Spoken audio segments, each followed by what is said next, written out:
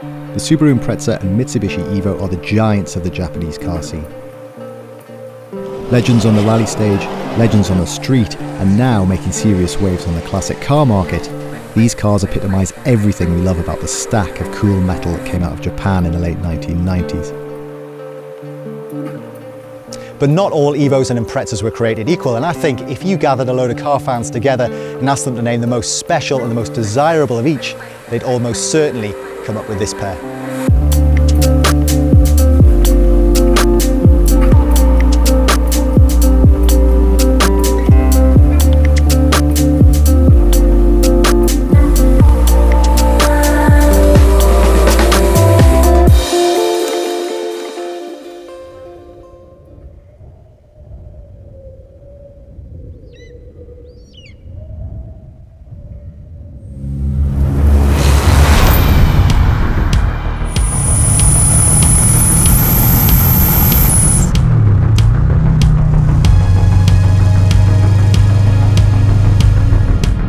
If you're familiar with the 22B, you will know why I am absolutely buzzing to be driving this thing. This is the holy grail for Impreza fans.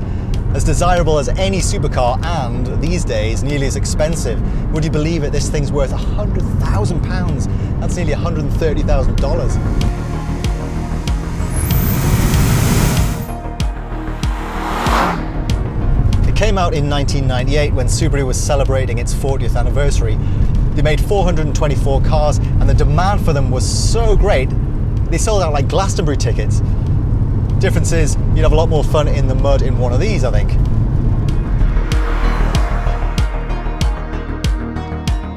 If you're not familiar with the 22B and you're still trying to get your head around that £100,000 price tag, you're probably wondering what all the fuss is about. I mean, at first glance, this thing looks broadly similar to any other two-door STI, doesn't it?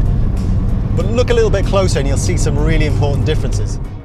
The most obvious of those changes is the bodywork, which was inspired by the Impreza rally cars.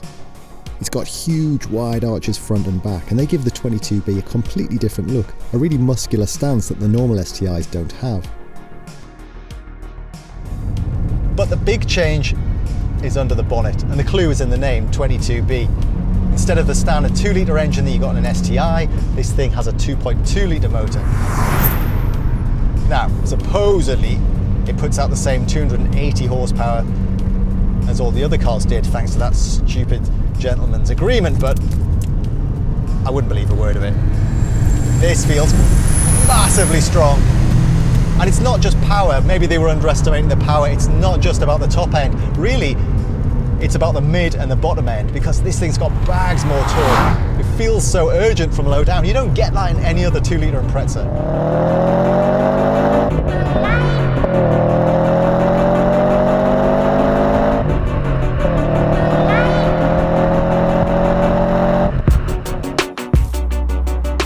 And of course you've got that classic Impreza soundtrack. It still sounds like a classic Impreza.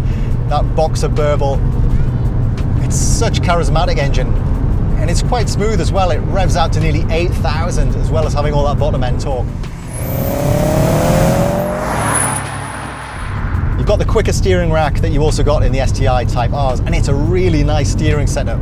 Now you might expect this thing to be a bit of a beast to drive. It looks like it'd be a bit of a brute handful that needing muscling around corners, but actually it's quite a delicate car to drive. That's sort of summed up by this really nice thin-rimmed steering wheel.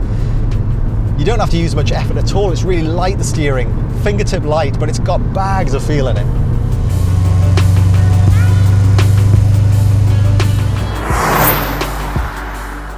But for me, the big surprise with this car is just how composed it feels. You know, this was a car 20 years old, designed for Japanese roads, not for gnarly British B roads. Yet it works actually really well. I mean, it hasn't got the composure of a modern performance car with adaptive dampers or anything like that, but it's actually pretty supple. It rides the bumps well, and the body control is great, hardly any body roll at all.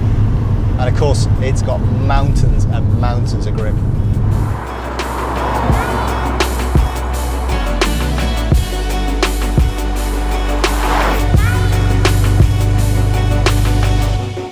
The 22B was the pinnacle of the classic Impreza era.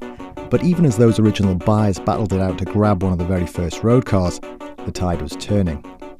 There was a new boss in town.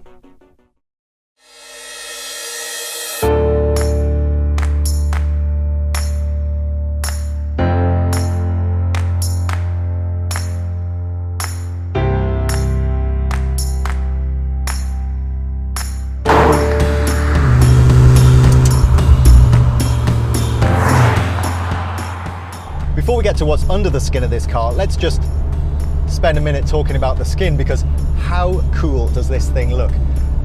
I think if we're talking classic liveries, this is right up there with a Gulf 917, isn't it? Or a Martini 935. This thing looks amazing. I mean, remember blasting this thing around Trial Mountain on Gran Turismo?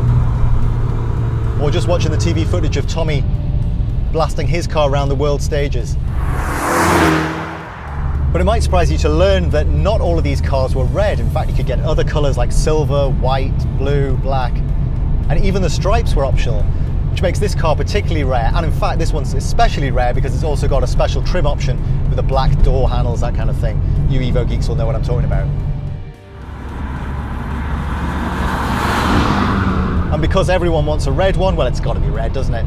That means prices are high. Not as high as for the 22B. That's 100 grand. This is probably about 25,000 pounds for a nice usable one, 40,000 pounds for an absolutely peachy one. But that's still a lot more than you'd pay for a standard Evo 6. So what do you get besides the trick paint scheme? Well, there are some pretty cool cosmetic mods. You've got different bumpers and those gorgeous white NK alloys. But there are some important changes under the bonnet too, including suspension lowered by 10mm, extra bracing to tighten things up, and a faster steering rack. The most well-known mod though is the special titanium turbo, which is supposed to spin up more quickly.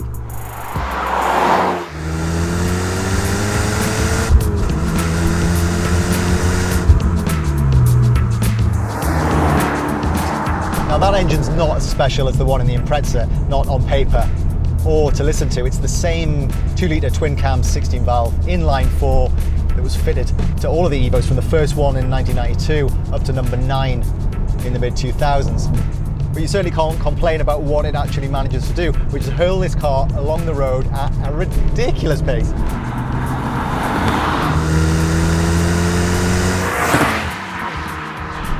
Again, like the Impreza, this is supposed to have 280 horsepower. Believe that if you like. You can accuse the engine of maybe lacking a little bit of character. You definitely cannot say that about the chassis, because this car is brilliant to drive. The handling is so good. It doesn't quite settle as easily on the bumps, but you can't fault the body control. It's really good. Zero understeer. It's incredible, this thing. Just desperate to turn, desperate to change direction, and it just does not want to wash wide at all. It's also really throttle adjustable, this handling. It's so much fun. Now this B-Road's probably not the best place to investigate that, but you can really lean on that front end grip and then back out the gas. If you've got enough space, it'll go as sideways as you like and it'll always come back. I spend a lot of time writing, driving, talking about new cars, and some of them are good, but a lot of them, even the performance things, are quite sanitized these days. It's so refreshing to get into something as alive and raw as this.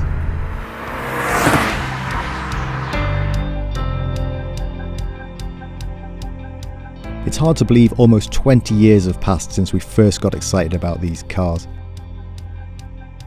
And we're still excited about them today. There's the massive cultural importance, of course, the history angle, but it goes a bit deeper than that. Because driving them today, in the context of fast but often quite muted modern performance cars, shows just how raw, just how special machines like the 22B and the Tommi Makinen really are.